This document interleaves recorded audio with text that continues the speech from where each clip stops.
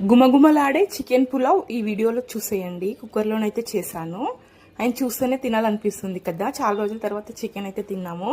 And దానికోసం కుక్కర్లో oil వేడెక్కినాక మసాలాలు ఒకదాని తర్వాత ఒకటి వేసుకున్నాను. ఫస్ట్గా ఎల్లిపాయ వేసుకోవాలి. ఎల్లిపాయ ద్వారా రైస్ ఫ్లేవర్ అనేది చాలా టేస్ట్ వస్తుంది. అండ్ అల్లం అయితే ఎప్పుడు ప్రతిసారి నేనైతే దంచుకుంటాను ఇంట్లోనే ఫ్రెష్గా. దానివల్ల ఫ్రెష్గా మంచి ఫ్లేవర్ వస్తుంది తినేటప్పుడు. అండ్ దాంట్లోనైతే ఆనియన్స్ వేసాక గోల్డెన్ బ్రౌన్ కలర్ వచ్చిన తర్వాత చికెన్ అయితే యాడ్ చేసుకున్నాను.